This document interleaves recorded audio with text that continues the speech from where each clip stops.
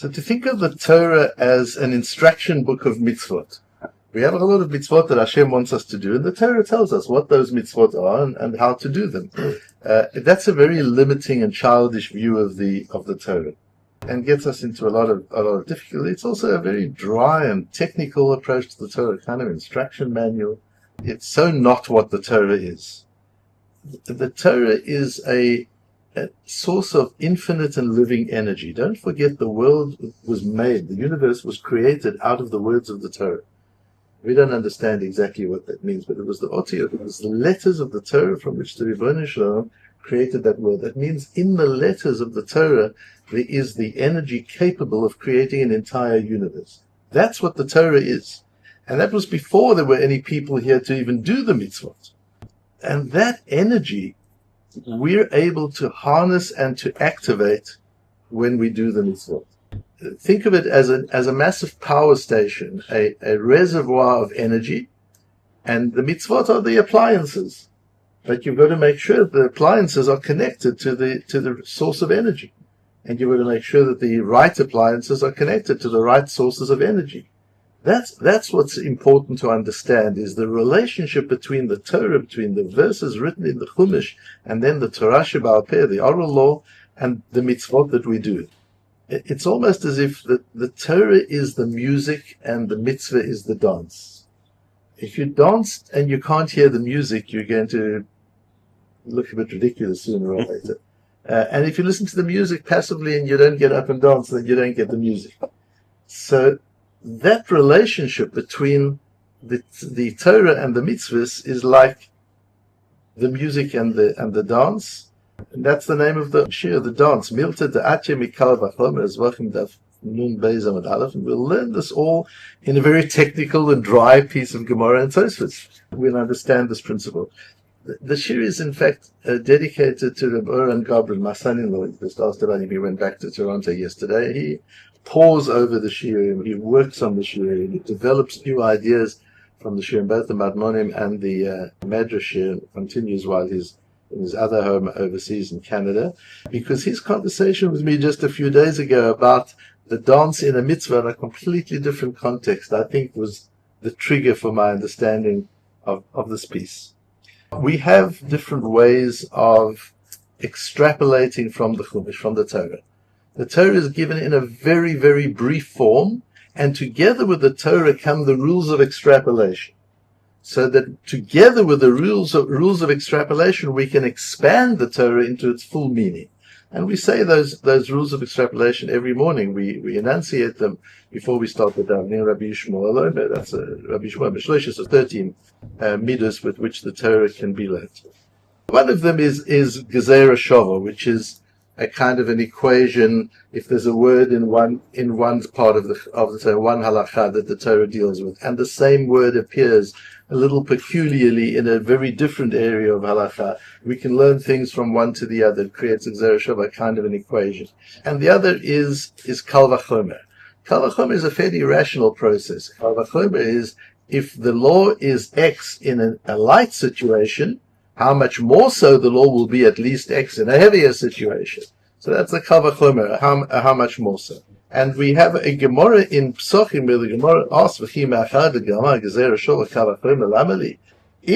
the Tana has a Gezerah Shova, why would he need a kal vachomer? Implying that a Gezerah Shova is much stronger than a kal vachomer. Explains Rashi, because a Gezerah Shova ein adam dan Gezerah shava me'atzmo ela im ken nitkabla ova misinai.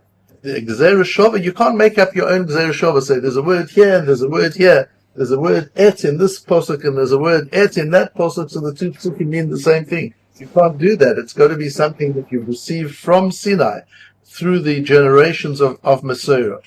V'kivandu kach kibel, and since you have this Masorah, you have this tradition, hareu kamo shenichtav b'gufo b'ferish. Gezerah Shova is if it's actually written in the verse, even though it's not written in the verse. V'lamidi kal vachomer shu davar svara mida'ato u'milibo.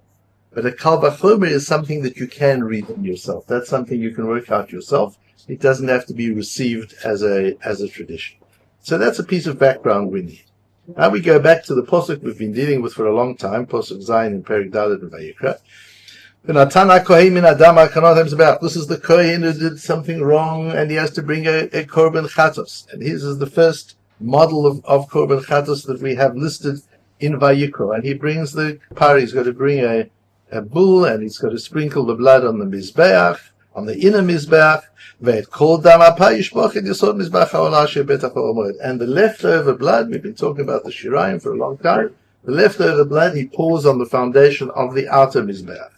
Asks our Gemara, what does it mean ve'et kol dam hapar yishpoch? It doesn't have to say, and all the blood of the bull he must spill. It should just say the leftover blood. We know we're talking about the bull. And in the other psukim, that's how it's worded. It doesn't repeat and say hapar. From this, the Gemara wants to learn that we're talking not only about this par, about this bull, but hapar. We're talking about the famous bull. What's the famous bull? That's the par Yom Kippurim. That's special korban for Yom Kippur, which is also a par. And we learn from here that par also ta'un matan damim leyesod. That blood, that bull also, its blood must be poured onto the foundation of the outer mizbeach. Divrei Rebbe. Comes Rabbi Yishmael and says, I don't need a posuk for that, because if every chatos, which is a much lighter thing, needs pouring on the blood on the yesod, how much more so the dam shel Yom Kippurim? And Rabbi Akiva learns a similar way. Rabbi Shmuel and Rabbi Akiva each have a kal vachomer, a way of saying, I don't need a posuk for that. Of course the parsha Yom Kippurim must have its blood poured on the yesod of the mizbeach. It's a much more serious korban than any of the other korbanos we're dealing with. And if all of these korbanot need their blood to be poured on the foundation of the outer mizbeach, certainly the parasha Yom Kippurim we have a kal vachomer. So says the Gemara. So then, why does the Torah say it called dam hapar? If we can reason it out by using the kal vachomer, why does the Torah actually have to say it? Answers the Gemara. Maybe it's because it wants to teach us that it's ma'akev, meaning not only do you have to pour the blood on the outer foundation, on the foundation of the outer mizbeach, but if you didn't, the korban has to be done again. It's a problem with the entire korban. Maybe that's what it comes to teach us. And then the Gemara comes and says, no, we actually know from a different posuk that it's not ma'akev. That shalmu kol hakaparot kulan, that once the blood has been sprinkled on the inner mizbeach, the atonement is complete. So then there's an additional requirement that you've got to pour the remaining blood on the outer mizbeach, like with the other korbanot that we have, but it's not ma'akev. It's not something that without that the korban is completely disqualified. So we know that it's not disqualified. So the Gemara doesn't deal with the next obvious question, and that is, so then what do we need the posuk for? Why do we need the posuk? So we start off saying it says dam hapar. It says the blood of the bull. The bull means the Yom Kippur bull. Says Rabbi Yishmael and Rabbi Akiva, I don't need to be told about the Yom Kippur bull. I can work that out for myself. If I can work it out for myself, why does it say the bull? It says the bull, maybe to teach me that it's an absolute requirement that the korban doesn't work without this, unlike other korbanot. No, says the Gemara, we have another posuk that says that's not the case. So we're left with the question is, what is called dam hapar? The Gemara doesn't ask that question, doesn't deal with it. But Tosfos, in the process of saying, why is the Gemara searching for something to do with this extra word in the posuk? It's true that you can work it out with a kal vachomer. Rabbi Shmuel teaches one kal vachomer, Rabbi Akiva teaches a different kal vachomer. So the question then is, why does it say dam hapar? Why does the Torah go out of its way to say the bull? I don't need to know that. I can work it out logically. Says Tosfos, maybe I should just answer that simply. We have a principle of miltã da'atyeh mikal vachomer Torah v'chosav l'kra, that very often, even though you can learn it out logically, the Torah still specifies. We have such a principle. The Torah doesn't rely on the kal vachomer. It says, yes, you can work it out logically, but I'm also writing it specifically. So why here? Why is the Gemara battling to find a reason why it says kol dam hapar? Answers Tosfos, to let lam the meimah tarach v'katav lakra kol kama de'ika lemedrash. First you try and find something new to learn from the posuk. Only if you haven't been able to find anything new to learn from the posuk, because you can learn it all logically, and the posuk is left without any application, then you say, okay, the Torah has given us an additional statement which we don't really need, but the Torah has put it there nevertheless. Clearly, in that case, when the Gemara comes to its conclusion and says, yes, I thought maybe the reason the Torah wrote it is to teach me that this is an absolute requirement, and without the shvichat shirayim, without pouring of the blood on the mizbeach, I think so. Maybe the korban is not valid. Maybe that's what it comes to teach me. No, says the Gemara, it can't come to teach me that because that's not the fact. And therefore, I'm once again left with nothing to learn from Hapar. Now I can say, so what is it for? Now I can say, mitzvot da'atiyah mikal וחומר, Torah because of a lokra, and that the Tzon Kedoshim is the same mechaber as the Torah Chaim. We once, a few times, I quoted you from the Torah Chaim. The Torah Chaim was a 17th century Achron, who was a Talmud of the Maharshal. It's a very important Achron, and on Zevachim he has Tzon Kedoshim, and he makes that point. That now that we've established that there's nothing to do with that word hapar,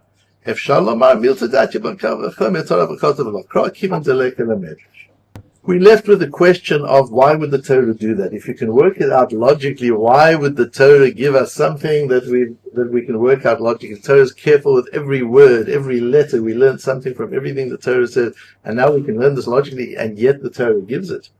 There's a beautiful Bnei Yisrael scholar. The Bnei Yisrael scholar was a Hasidic Rebbe in the beginning of the 19th century, a Talmud of the Chosem Lublin, who wrote Bnei Yisrael scholar, which is on the months of the year. Beautiful, beautiful Kabbalistic essays on each of the months of the year, and he melds in the Gemara with the Zohar in a most beautiful and fantastic way. And he says in Chodesh Tishrei Ma'amer Zayin, if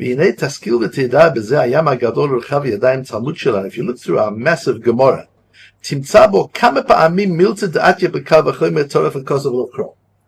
the Gemara will often say something which can be learned by Kal Vachomer. The Pasuk still teaches us. He goes through very beautifully and he answers it and says, because the Torah wants you to know that even those laws which you can reason completely rational, like not stealing and not murdering, laws that everybody keeps, the reason you keep it is because of kosav lokro. You don't keep it because it's rational. Yes, it's rational, but the reason you keep it is because the Ribono Shel Olam gave it. And so that sometimes when there's a kal vachomer, you can work it out rationally. The Torah wants you to know kosav lokro. The reason you pour the blood of the parah on Yom Kippur is not because of a kal vachomer from a korban chatas. That's not the reason. It's true, you could have worked it out that way. The reason is because it says in the pasuk that kol dam hapar yishvach, and that's where it comes from. It's that pasuk that you're activating when the kohen is pouring the blood on the outer mizbeach. What he's thinking is that at kol dam hapar yishvach el yesod mizbeach haolah. That's what he's thinking in his mind. He's not thinking kal vachomer. What's difficult with the Bnei Yisachar, I unfortunately don't have time to learn through the Bnei Yisachar in detail, which I would love to do with you. But what's difficult with the Bnei Yisachar is, in that case, do it every time. Whenever there's a kal vachomer, say it explicitly as well. If it's so important that we should know the reason we do it is not because of the rationale, the reason we do it is because of the pasuk. Give us a pasuk every time. Or do it once. If you're just teaching us the principle, then in one case we have a kal vachomer stated in detail as well, and then we'll know this beautiful principle that although you can reason it out rationally, what drives our activity is the pasuk.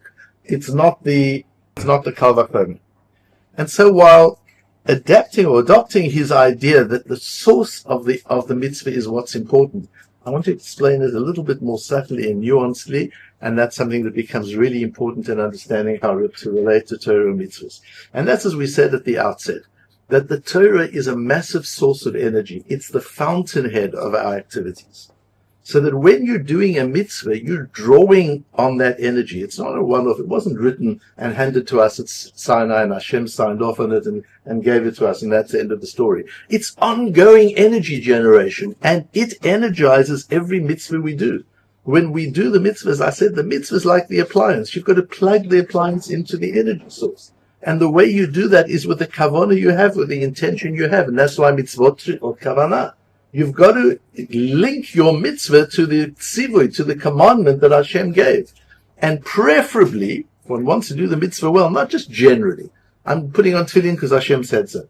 I'm lighting my Shabbos candles because Hashem said so. I'm keeping kashrus, I'm making brachas because Hashem said so. No, to actually link it to the specific psukim, to exactly what Hashem said. What did Hashem tell you to do? How did Hashem word it? Those words in the Torah are what you're dancing to. That's the music. If you're not hearing the music, you're dancing to the wrong music, or you're just dancing to general music. The mitzvah is the dance, and you're dancing to the music of that particular mitzvah. And so it's important to know what the source of the dance is. Sometimes it's a kal vachomer. That means, imagine we would have used the kal vachomer here. We would have said, when the Kohen pours the blood on the outer mizbeach, the music he's listening to is the music of the korban chatas. All korbanot have to have their blood poured on the mizbeach, including this one. In fact, this one more so than the others. It would be a linear differentiation, a quantitative difference. There are many korbanot. The par of Yom Kippur is one of the most important korbanot. So it, like all the other korbanot, even more so, have to have its blood poured on the mizbeach. That's the energy you would be dancing to when you do the action. But that's not the way it is. The way it is that the energy that you're dancing to is et kol dam hapay yishpoch el yesod hamizbeach mizbach haolam. That's a different posuk altogether. It's so important to be able to access the fountainhead of the action that you're doing. When you're doing something, to understand what is the source, where is it coming from, what is the... Come and join us. This is life. This is understanding the world. Gemara is the method. To do a mitzvah, it's not just with doing the mitzvot. Of course it's with doing the mitzvot as well. But it's with everything we do. To just understand the source. When you do something, question, what is the fountainhead? What's energizing your action? Is it your ego? Is it because you care about the other person? Is it because you love Hashem? Is it because you love Eretz Yisrael? Just to become more conscious and more aware of the fountainhead of your action. What is driving? What is energizing the action? We get into actions and we become automates. We become robots and we do it robotically. Yes, we've got these mitzvahs over there. We understand Hashem commanded us and we do the mitzvahs because Hashem commanded. No, what we're learning is be much more specific than that. Don't just say, I'm dancing. What music are you dancing to? What difference does it make? I'm dancing. No, you dance to specific music, and when the music changes, your dance changes. And when the rhythm changes, your dance changes. And when the harmony changes, your dance changes. That's how the mitzvot are. There's this enormous reservoir of infinite energy, which is the Torah, the actual letters of the psukim. And there are all the mitzvot, which are the dances. What we need to be careful to do with our kavanah, wherever we possibly can, is to link the dance, to link the mitzvah to the appropriate source of energy.